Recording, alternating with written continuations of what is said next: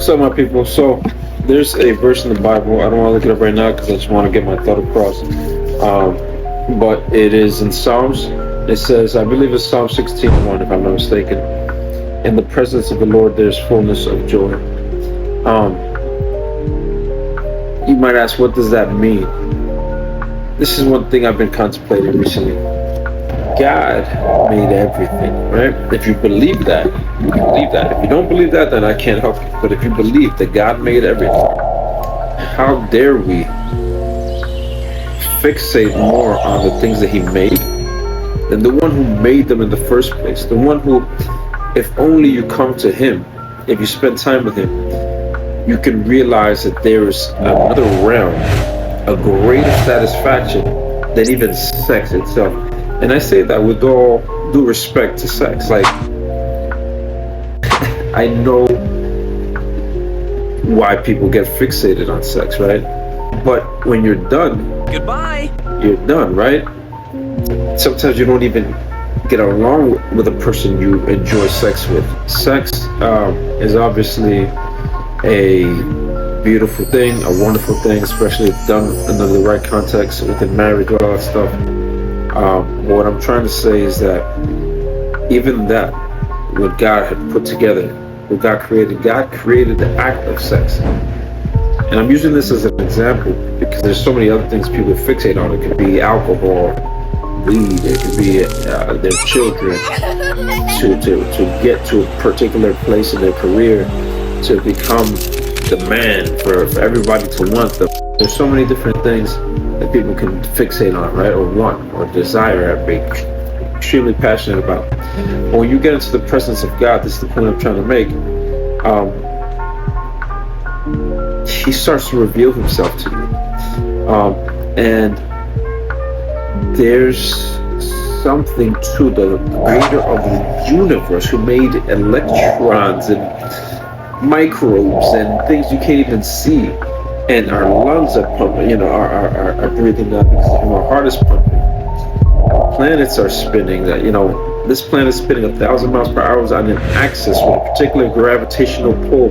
It's according to His design, His algorithm, something you press play on.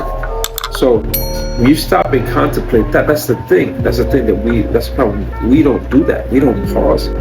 We think it's too simple. We think, oh my God, you have to want to do it. And yes, you have to do that at the natural for certain things. But only when it's rooted in God will it be fruitful. And it's only when you're presenting yourself before God every day that you're quiet before Him and able to hear His voice and have Him, manipulate structure in your life. Have Him have another realm of opportunities presented to you because He is greater, because you have patience, because you wait on Him, because you wait for success in Him, in everything.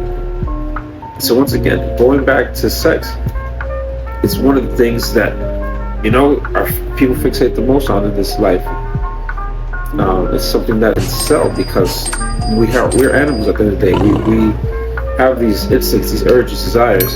But when you don't spend time with God, you'll never control that, number one. Number two, being in His presence, contemplating who He is, understanding that there's nothing here without Him.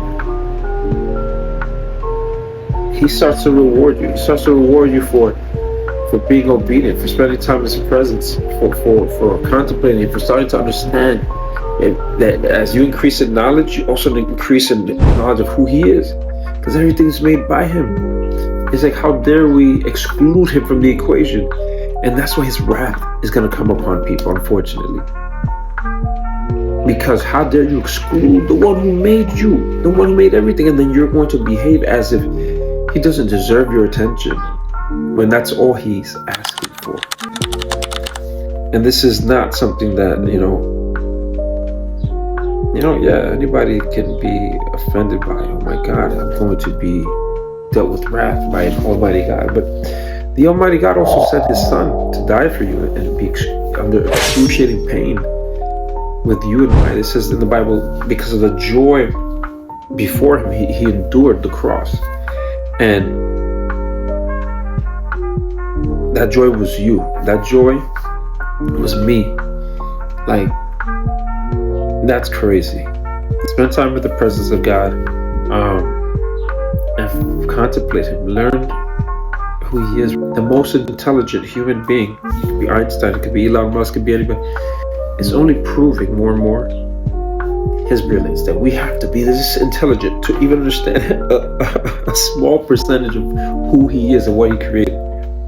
And then we're going centuries and years and thousands of years, nobody's lifetime, thousands of people's lifetime, to understand who He is. That just says how great He is.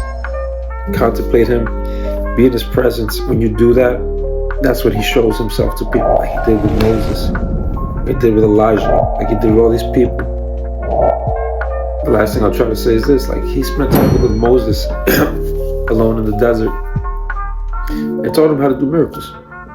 He basically went into Egypt, to the supreme ruler's palace, and said, "Let my people go." Who says you? Because you said, yeah, okay. Then God started doing miracles, bringing plagues. But this happened in his alone time with God. He basically told Moses at one point, "Put your hand in your bosom, bring it out," and it had leprosy. And he was like shook. He was like, "What the heck?" And then God said, "Put it back in." Brought it back out. It was healed again. There was a stick on the floor. God turned it. He said, "It was a snake." He said, "Pick it up." That Moses was scared. He didn't want to pick it up. He picked it up. It turned into a stick. And when God told him, "Go deliver your people," I've heard their cries. He said, who will I say sent me? This is like going to King Jong-un and saying, "Oh, let all these Koreans go." Who are you? I am Tony. I am everything. So who are you? And that is who we're dealing with here. Man, He loves us so much. I'm not perfect. I'm not speaking because I'm perfect. I'm speaking because He loves me and shows me these things and tells me to share it. So God bless.